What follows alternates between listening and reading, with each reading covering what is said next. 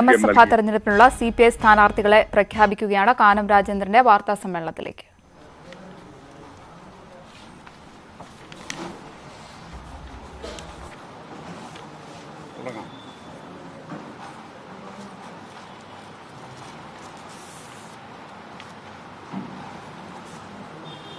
വരാൻ പോകുന്ന തെരഞ്ഞെടുപ്പിൽ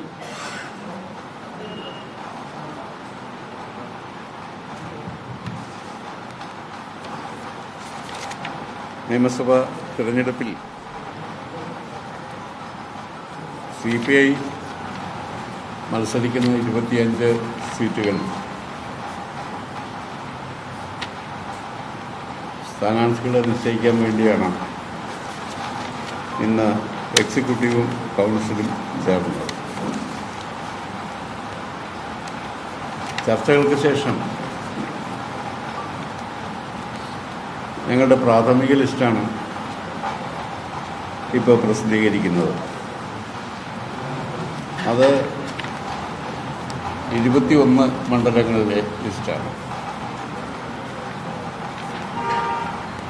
ബാക്കിയുള്ള 4 മണ്ഡലങ്ങളിലെ ലിസ്റ്റ്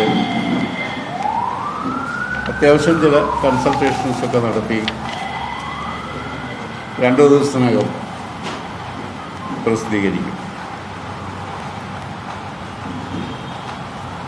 2006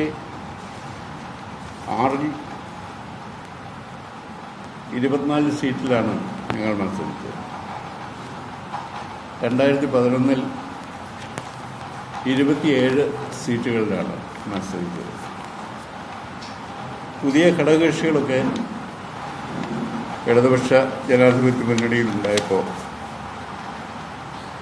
2 സീറ്റുകളാണ് അവർക്ക് വേണ്ടി വിട്ടുകൊടുക്കാൻ ഞങ്ങൾ തീരുമാനിച്ചത്. ശേഷിക്കുന്ന 25 സീറ്റുകളിലാണ് ഇപ്പോൾ മത്സരിക്കുന്നത്. സ്ഥാനാർത്ഥികളുടെ പേര് വിവരം ഞാൻ വായിക്കാം. Nedumangad advocate GR Anil, Chirayinkeezhu V Sasi, Punalur PS Subal, Karunagappally R Ramachandran, Chathannoor GS Jayalal, Adoor Chittayam Gopakumar, Cherthala P Prasad, Vaikom CK Asha, Peerumade Vazhoor Soman, Muvattupuzha Eldo Abraham, Kodungallur VR Sunilkumar, Kaipamangalam Tyson master, Kollur advocate K Rajan, Thrissur P Balachandran, Pattambi Muhammad Mohsin, Mannarkkad KP Suresh Raj, Eranad KT Abdul Rahman, Tirurangadi Ajith Koladi, Manjeri P Abdul Nasar, Nadapuram EK Vijayan, Kanhangad E Chandrasekharan, Chadayamangalam Harippad Paravur Nattika മണ്ഡലങ്ങളിലെ ഈ 4 മണ്ഡലങ്ങളിലെ സ്ഥാനാർത്ഥിയുടെ അടുത്ത ലിസ്റ്റ് 2 ദിവസത്തിനകം പ്രസിദ്ധീകരിക്കും.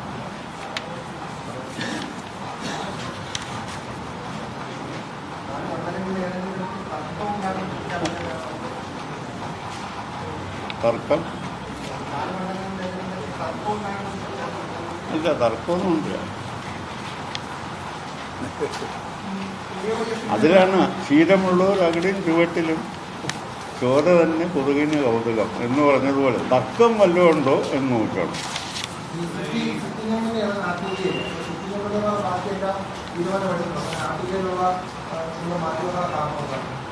ഇല്ല, അവിടെ കുറച്ച് ഡിസ്കഷൻ ആവശ്യമുണ്ട്. അതുകൊണ്ട്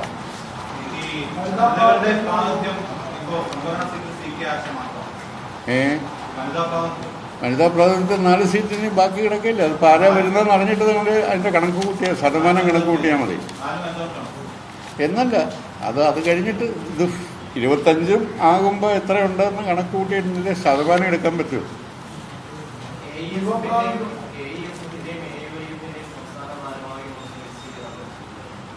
ചിലപ്പോൾ ഇടം പിടിക്കും, വരട്ടെ, 25 വരട്ടെ, അന്നേരം ഇടം പിടിച്ചെന്ന് വരും ചിലപ്പോൾ. കണ്ണൂർ ജില്ലയിൽ ഒരു സീറ്റിൽ പോലും ഇത്തവണ CPI മത്സരിക്കില്ല. കോട്ടയത്ത് ഒരു സംവരണ സീറ്റ് ഒതുങ്ങി. അങ്ങയുടെ മണ്ഡലമാണ്, അങ്ങയുടെ പല സീറ്റുമൊക്കെ. പക്ഷേ ഇപ്പോൾ എന്താ, എൻ്റെ സീറ്റാണ്, പക്ഷെ 30 വർഷമായിട്ട് ഞങ്ങൾ തോക്കുന്ന സീറ്റാണ്. അതൊക്കെ ശരിയാ. ഞാൻ ജയിച്ചു കഴിഞ്ഞതിന് ശേഷം അവിടെ പിന്നെ ആരും ജയിച്ചിട്ടില്ല ലെഫ്റ്റിൽ. ഇപ്പോൾ അത് കേരള കോൺഗ്രസിൻ്റെ കൈവശം ഇരിക്കുന്ന സീറ്റാണ്.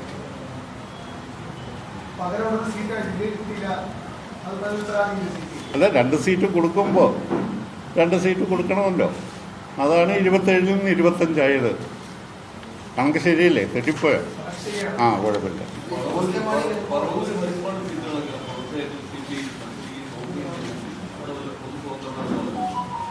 ഇല്ല, അതിനെക്കുറിച്ച് ആലോചിച്ചിട്ടില്ല. പൊതുസ്വതന്ത്രന് തോക്കാൻ മേലേ.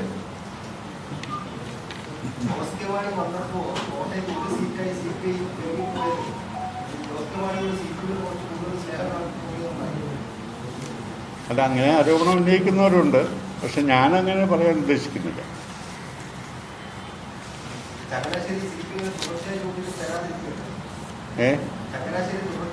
ചങ്ങനാശ്ശേരി ഞങ്ങളുടെ സീറ്റായിരുന്നില്ലല്ലോ. ഞങ്ങളുടെ ഏതെങ്കിലും സിറ്റിംഗ് സീറ്റുകൾ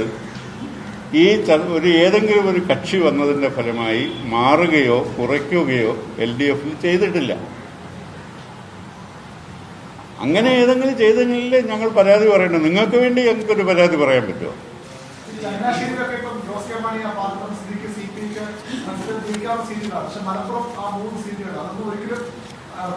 അപ്പം 140 സീറ്റുകൾ ഉണ്ടെങ്കിൽ ജയിക്കുന്ന സീറ്റുകളിൽ മാത്രം മത്സരിച്ചാൽ മതി എന്ന് പറഞ്ഞാൽ പിന്നെ എന്താ ഇതിൻ്റെ തിരഞ്ഞെടുപ്പ് മത്സരം എങ്ങനെയുണ്ടാവും?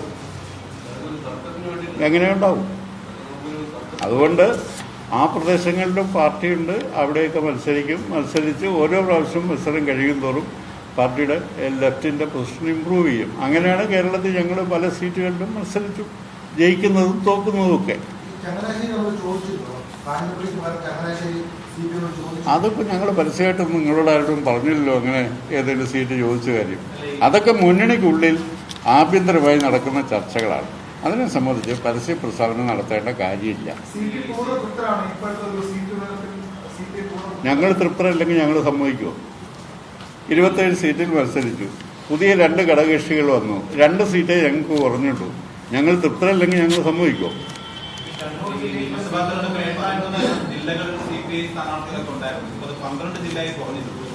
ഇല്ല, അതിനകത്ത് നിങ്ങൾക്ക് അല്പം ഒരു ചരിത്രബോധം ഉണ്ടെങ്കിൽ 2011-ലാണ് ഞങ്ങൾ കണ്ണൂർ മത്സരിക്കാൻ തുടങ്ങി. 2 തവണയായിട്ടുള്ളൂ.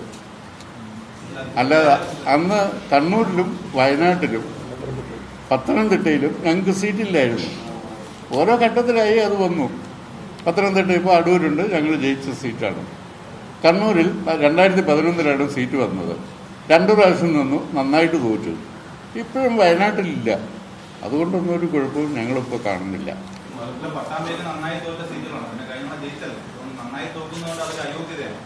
അല്ല, നന്നായി തോറ്റു എന്ന് പറഞ്ഞാൽ പട്ടാമ്പി ഞങ്ങൾ ജയിച്ച സീറ്റായിരുന്നു. അത് മനസ്സിലായില്ലേ? നമുക്കൊരു ഈ മാധ്യമ പ്രവർത്തനം നടത്തുമ്പോൾ മിനിമം ഇത്തരം ചോദ്യങ്ങൾ ചോദിക്കുമ്പോൾ ആ കാര്യങ്ങളൊന്നും മനസ്സിലാക്കുക. അവിടെ ജയിക്കുകയും കെ ഇസ്മായിൽ മന്ത്രിയാവുകയും ചെയ്തതാണ്. ഇടയ്ക്ക് ഞങ്ങളൊന്നും തോറ്റുപോയി, അത് ഞങ്ങൾ തിരിച്ചു പിടിച്ചു. അതുകൊണ്ട് അതെന്താ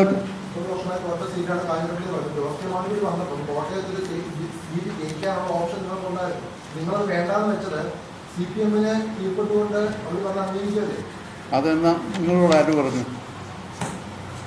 എന്ന് താങ്കളോട് ആര് പറഞ്ഞു? ഞങ്ങൾ ഓരോ ജില്ലയുടെ അടിസ്ഥാനത്തിലല്ല സീറ്റുകൾ വിഭജിക്കുന്നത്. കേരളത്തിലാകെ CPI എത്ര മത്സരിക്കുന്നു? 27 സീറ്റ് മത്സരിക്കും. ഇപ്പം 2 സീറ്റ് കുറഞ്ഞു, 25 സീറ്റ് മത്സരിച്ചു. കഴിഞ്ഞ തവണ CPM 92 സീറ്റ് മത്സരിച്ചു, സ്വതന്ത്രന്മാരുൾപ്പെടെ. ഇപ്പോൾ 85 സീറ്റേ മത്സരിക്കുന്നുള്ളൂ. പുതിയ അവരുടെ സിറ്റിംഗ് സീറ്റ് തന്നെ അവർ വിട്ടുകൊടുക്കുന്നുണ്ട്. ഞങ്ങളുടെ സിറ്റിംഗ് സീറ്റ് ഒന്നും വിട്ടുകൊടുത്തിട്ടില്ല. ഞങ്ങൾ അങ്ങനെ ഒരു പ്രശ്നവും ഞങ്ങളെ ബാധിച്ചിട്ടില്ല. 2016 UDF ആയിരിക്കുമ്പോൾ കേരള കോൺഗ്രസ് എം മത്സരിച്ചത് 15 സീറ്റാണ്. 15 സീറ്റാണ്. അതിൽ 9 സീറ്റ് ജോസഫ്. അതല്ല അവരോട് ചോദിക്കണം. ഞങ്ങൾ മറ്റൊരു കക്ഷിയുടെ കാര്യങ്ങൾ ചർച്ച ചെയ്യാനല്ല ഞങ്ങൾ സംസ്ഥാന കൗൺസിൽ കൂടിയത്. മറ്റൊരു കക്ഷിയുടെ കാര്യങ്ങളെ സംബന്ധിച്ച് പറയാനല്ല ഞങ്ങൾ ഈ കമ്മിറ്റി കൂടിയത്. ഞങ്ങളുടെ കാര്യം ആലോചിക്കാൻ വേണ്ടി. ഇല്ല, ഞങ്ങൾക്ക് അഭിപ്രായം ഉണ്ടെങ്കിൽ ഞങ്ങൾ തുറന്നു പറയും, ഇല്ലാത്തത് പറയാനും പറ്റിയില്ല.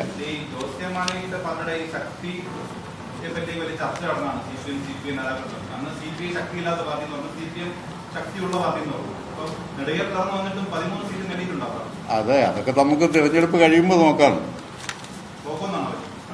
എന്നൊന്നും ഞാൻ പറഞ്ഞില്ല. തിരഞ്ഞെടുപ്പ് കഴിയുമ്പോൾ നമുക്ക് നോക്കാം.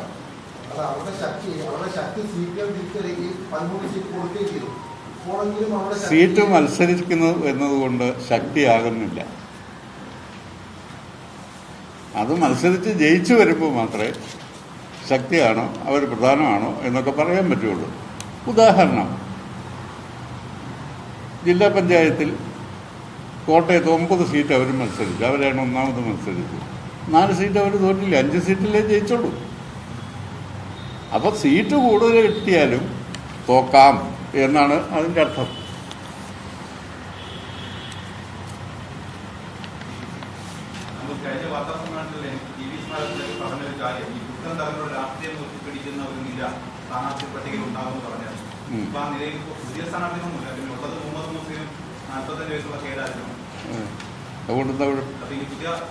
അതുകൊണ്ടെന്താ കുഴപ്പം? ഞങ്ങളുടെ ലിസ്റ്റ് കംപ്ലീറ്റ് ആയില്ലല്ലോ. വയസ്സ് നോക്കിയാണ് സ്ഥാനാർത്ഥികൾ നിൽക്കുന്നത്. പുതിയ തലമുറ എന്ന് പറഞ്ഞാൽ അതാണോ എൻ്റെ അർത്ഥം? പ്രായം നോക്കിയല്ലേ? എല്ലാ ബഹുജന സംഘടനകളുടെയും പ്രാതിനിധ്യം ഉണ്ടാകും.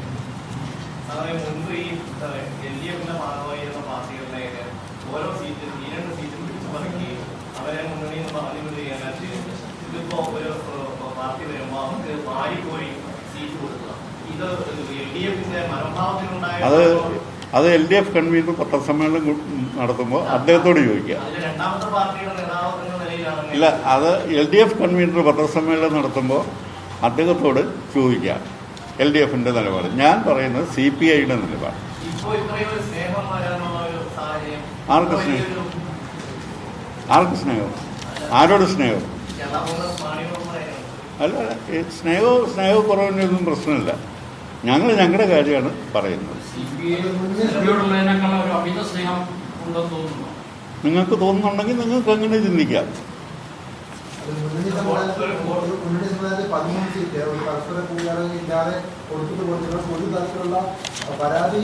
ഇടതുപക്ഷ ജനാധിപത്യ മുന്നണിയുടെ സീറ്റ് വിഭജനം പരസ്പര ഉഭയകക്ഷി പ്രകാരമാണെങ്കിലും പരസ്പരം ചർച്ച ചെയ്താണ് അത് അംഗീകരിക്കുന്നത്.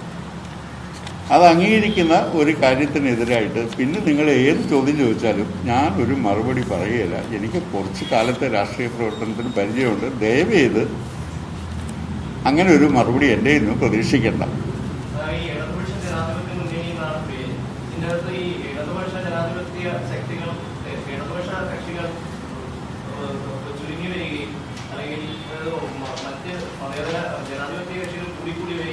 അത് നല്ല കാര്യമല്ലേ? ഞങ്ങൾക്ക് ഇപ്പോൾ 11 കക്ഷികൾ ചേർന്ന് പോകുമ്പോൾ അല്ലെ മറ്റേത് CPIയും കൂടാണ് ഈ നടത്തുന്നതെന്ന് പറയലായിരുന്നു. ഇപ്പം അങ്ങനെയല്ലല്ലോ. ഇപ്പോൾ 11 കക്ഷികൾ ഞങ്ങളുടെ കൂടെ ഇല്ലേ? ജനാധിപത്യ കക്ഷികൾക്ക് മുൻതൂക്കമുള്ളൊരു മുന്നണിയല്ലേ ഇത്? അത് രാഷ്ട്രീയത്തിൻ്റെ അടിസ്ഥാനത്തിൽ നമുക്ക് കൂട്ടാൻ പറ്റുള്ളൂ. ഏത് കക്ഷിയും ഏത് പാർട്ടിയും ഇന്നത്തെ ഇന്ത്യൻ രാഷ്ട്രീയത്തിൽ തൊടാൻ പാടില്ലാത്തതാണ് എന്ന് പറയാൻ ഇപ്പോൾ ആർക്കെങ്കിലും പറ്റുമോ? ഈ കഴിഞ്ഞ തെക്കൻ കേരളത്തിലും വടക്കൻ കേരളത്തിലും ഇടതുപക്ഷ മുന്നണിക്ക് വലിയ നേട്ടം ഉണ്ടായി. മധ്യ കേരളത്തിലാണ് സാധാരണ സീറ്റുകൾ പോയ ഇത്തവണ അത് മറികടക്കാൻ പറ്റും. മധ്യ കേരളത്തിലും ശക്തി കാണിക്കാൻ പറ്റുമോ? അത് തിരഞ്ഞെടുപ്പ് കഴിഞ്ഞിട്ട് നമുക്ക് പറയാം. നമുക്കിപ്പോൾ എന്താണ്, എനിക്ക് ജ്യോത്സ്യത്തിൽ ഒരു വശവും ഇല്ല. ജ്യോത്സ്യം എന്ന് പറയുന്ന സാധനം എനിക്കറിയത്തില്ല. അതുകൊണ്ട് സ്ഥാനാർത്ഥി വരട്ടെ, ഇലക്ഷൻ കഴിയട്ടെ, അപ്പോൾ നമുക്ക് പറയാം. എന്നല്ലാതെ തോക്കുന്ന സീറ്റ് മത്സരിക്കാൻ ആള് വേണ്ടേ? അല്ലെങ്കിൽ പിന്നെ എങ്ങനെ തിരഞ്ഞെടുപ്പ് നടക്കും?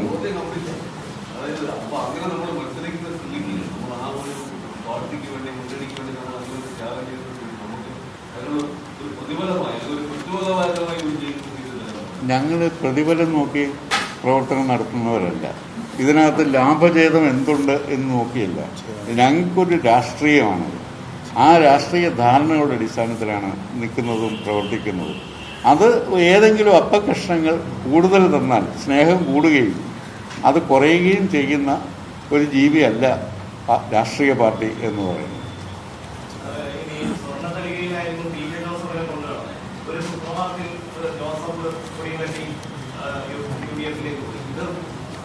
അതൊക്കെ താങ്കളുടെ രാഷ്ട്രീയ നിരീക്ഷണം താങ്കൾക്ക് നടത്താം. ഇതിനെക്കുറിച്ചൊന്നും ഞാൻ അഭിപ്രായം പറയാൻ ഉദ്ദേശിക്കുന്നില്ല. എൻ്റെ കയ്യിൽ നിന്ന് അതിനുള്ള മറുപടിയും കിട്ടുകയില്ല. ഒരു ബ്രേക്കിംഗ് ന്യൂസിനുള്ള സൗകര്യം ഞാനായിട്ടും ഉണ്ടാക്കുകയില്ല.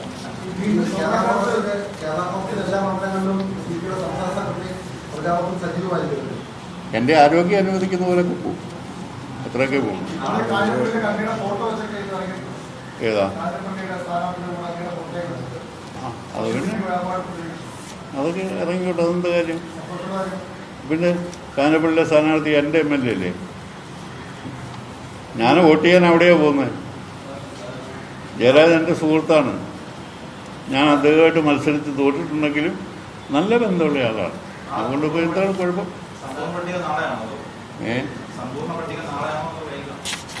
ഇല്ല, ഞങ്ങൾ 10-ാം തീയതി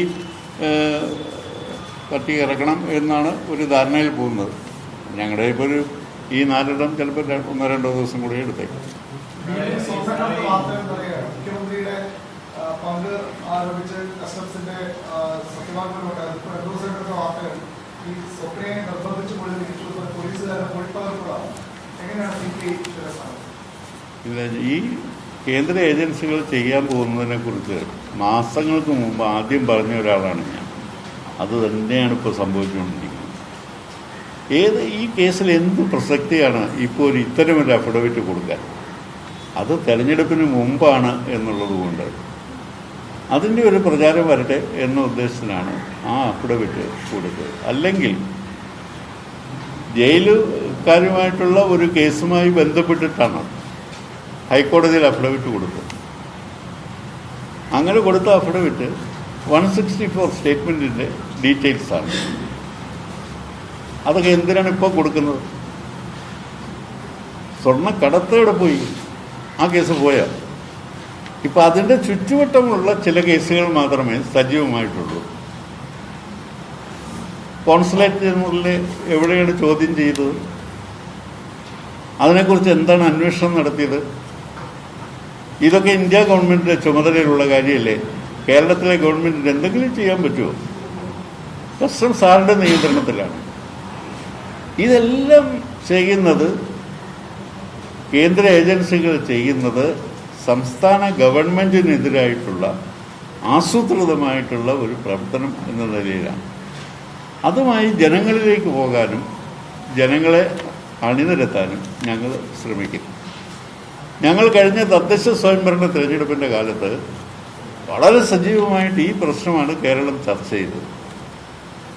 ആ ചർച്ചയിൽ കേരളത്തിലെ ഇവർ പറഞ്ഞ കാര്യങ്ങൾ കേരളത്തിലെ ജനങ്ങൾ വിശ്വസിച്ചില്ല.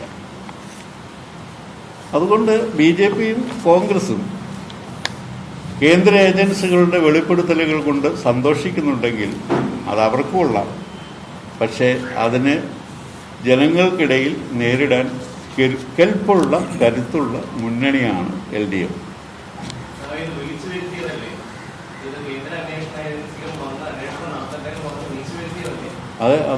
അതെന്താ കുഴപ്പം? കേന്ദ്ര ഏജൻസികൾ ഇന്ത്യൻ ഭരണഘടന അനുസരിച്ചുള്ള സ്ഥാപനങ്ങളല്ലേ? കേന്ദ്ര ഏജൻസികൾക്ക് കേരളത്തിൽ വരാനുള്ള സ്വാതന്ത്ര്യമില്ലേ?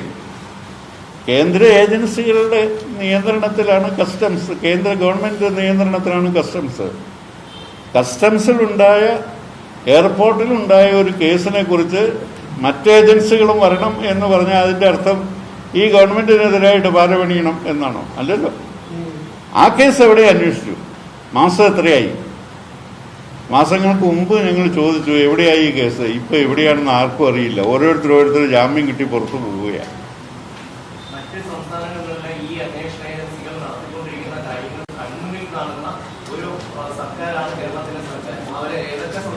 രാഷ്ട്രീയ വലിയ നിരാധന മുന്നിൽ കൂടി കാര്യങ്ങൾ നടപ്പാക്കുന്നു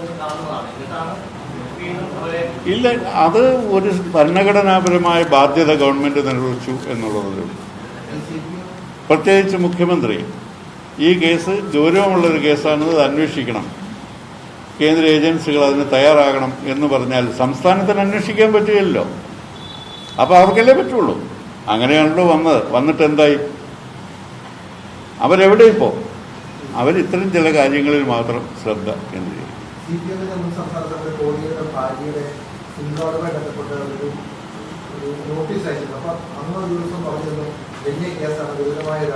ഞാൻ പറഞ്ഞില്ല, നിങ്ങൾ കൊടുത്തതാണത്. ഞാനങ്ങനെ പറഞ്ഞില്ല. എന്നോട് ചോദിച്ച മാധ്യമപ്രവർത്തകൻ ഗുരുതരമായ ആരോപണമുണ്ട് എന്ന് പറഞ്ഞു.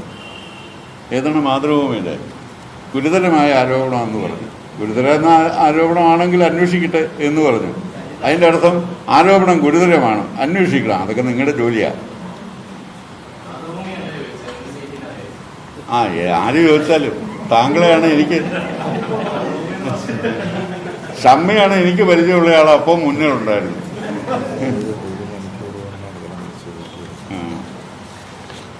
ഞങ്ങളിപ്പോൾ ഇന്ന് രാവിലെ തുടങ്ങി ഒരു 2 മണിക്കൂർ കൊണ്ട് എക്സിക്യൂട്ടീവും കൗൺസിലും പ്രതിയായ ആളുകൾ വീണ്ടും പോയി.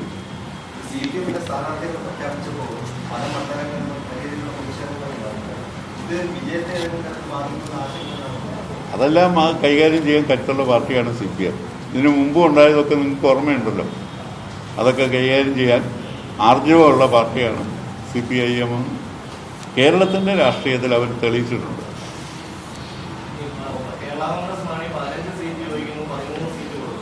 രണ്ടുകൂടെ കൊടുക്കട്ടെ, അല്ല രണ്ടുകൂടെ കൊടുക്കട്ടെ എന്ന് ഞങ്ങളെന്തിനാ എതിർക്കുന്നത്? 2 സീറ്റൂടെ കൊടുക്കട്ടെ.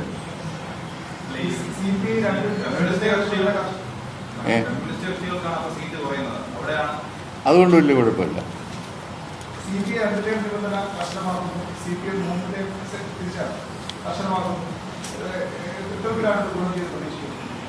അത് ഞങ്ങളുടെ അനുഭവത്തിൽ നിന്നാണല്ലോ ഞങ്ങളിത് ചെയ്യുന്നത്.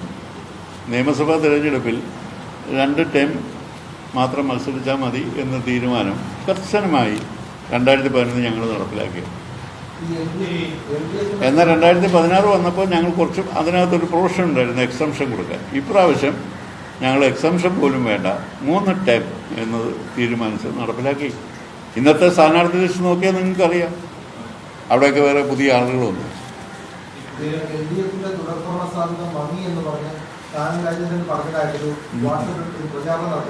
അത് നടന്നോട്ടെ. ഞാൻ അങ്ങനെയൊന്നും ഒരു പരാമർശനവും ഒരു ഇൻ്റർവ്യൂവിലും ഞാൻ പറഞ്ഞിട്ടില്ല. തുടർഭരണം മങ്ങലേറ്റു എന്ന് പറഞ്ഞാൽ മങ്ങലേറ്റു ഒരു സാധനം പിന്നെ തേച്ച് മിനുക്കാൻ പാടില്ലെന്നുണ്ടല്ലോ. ബ്രാസോ ഇട്ടാൽ മതി, നല്ലപോലെ തെളിഞ്ഞു. അല്ല, അതുകൊണ്ട് മങ്ങലേറ്റു എന്ന് പറഞ്ഞാൽ എന്തൊരു അപകടമായി പോയി എന്ന് പറഞ്ഞു, അങ്ങനെ ഞാൻ പറഞ്ഞിട്ടുമില്ല. തേച്ച് മിനുക്കാണല്ലോ നമ്മളെല്ലാം ചെയ്യുന്നത്, അല്ലേ? നിങ്ങൾ ഇതിനെ വീണ്ടും കരിയുണ്ടാക്കാൻ നിങ്ങൾ ശ്രമിക്കുന്നു, ഞങ്ങൾ തേച്ച് മിനുക്കുന്നു. ഇതാണല്ലോ ചെയ്യുന്നത്. മാധ്യമങ്ങൾ ചെയ്തുകൊണ്ടിരിക്കുന്ന ജോലി അതാണല്ലോ.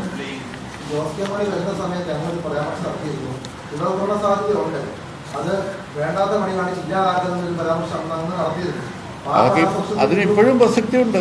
വേണ്ടാത്ത പണി കാണിച്ചാൽ അതില്ലാതാവും. അതിനിപ്പോൾ നഷ്ടപ്പെടുന്ന കാര്യം ഒരു സാഹചര്യത്തിൽ മാത്രം ഉപയോഗിക്കാവുന്ന ഒരു കാര്യമില്ല. നമ്മൾ ജാഗ്രതയോടുകൂടി പ്രവർത്തിക്കണം. അത് വെന്റിലേറ്ററിലേക്ക് പോകുന്ന ഒറ്റയാളിനും ഇതുപോലെ ആരോഗ്യത്തിൽ ഇതുവരെ രക്ഷപ്പെട്ടിട്ടില്ലേ? ഞാനിപ്പോൾ 10 ദിവസം വെന്റിലേറ്ററിൽ കിടന്ന ആളാണല്ലോ. ഞാനിപ്പോൾ ഈ പണി നടക്കുന്നില്ലേ? ഇല്ല, ഞങ്ങൾക്കൊരു കുഴപ്പമുണ്ടായിട്ടില്ല. ഞങ്ങൾക്കൊരു കുഴപ്പമുണ്ടായി എന്ന് വരുത്താൻ ശ്രമിക്കട്ടെ.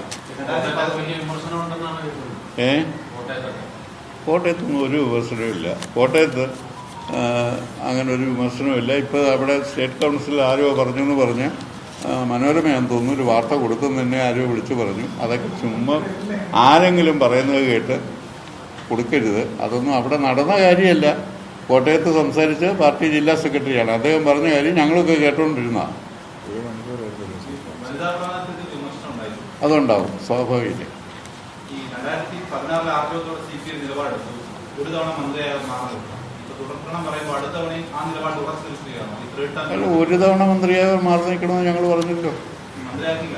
അല്ല, അങ്ങനെയൊന്നും ഞങ്ങൾ പറഞ്ഞില്ല.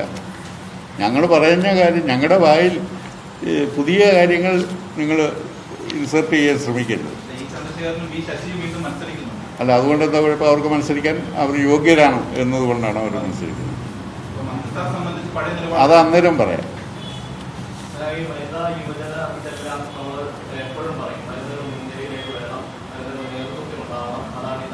ഞങ്ങൾക്ക് 27 സീറ്റേ ഉള്ളൂ. അതിനകത്ത് ഇവർക്കൊക്കെ സ്ഥാനം ഉണ്ടാവും. അത് ഫുള്ളായി കഴിയുമ്പോൾ 25 സീറ്റേ ഉള്ളൂ. അതിനകത്ത് ഇവർക്ക് എല്ലാ സ്ഥാനവും ഉണ്ടാവും. ഇപ്പോൾ ഞങ്ങളുടെ ആദ്യത്തെ പട്ടികയാണ് മതി. അതിനകത്ത് ഇത് വന്നാൽ പോരെ. പിന്നെ 25 സീറ്റ് മത്സരിക്കുന്ന ഒരു പാർട്ടിക്ക് ഞങ്ങൾക്ക് എല്ലാ ബഹുജന സംഘടനകളെയും അഡ്ജസ്റ്റ് ചെയ്യാൻ പറ്റുമെന്ന് വരികയില്ല. എന്നാലും ഇതിൽ 1/3 ആളുകൾ ആദ്യമായിട്ട് തെരഞ്ഞെടുപ്പിൽ മത്സരിക്കുന്നവരാണ്. അത് കേരളത്തിൽ വളരെ കുറച്ച് പാർട്ടികളിലേ ഉള്ളൂ. അത് ഇടതുപക്ഷ പാർട്ടികൾക്ക് മാത്രമേ അത് കഴിയുള്ളൂ. കോൺഗ്രസിനെ സംബന്ധിച്ചിടത്തോളം 5 തവണ മത്സരിച്ചവർക്ക് വേണ്ടെന്നും 2 തവണ തോറ്റവർ വേണ്ട എന്നാണ് അവർ പറഞ്ഞിരിക്കുന്നത്. അതാണ്.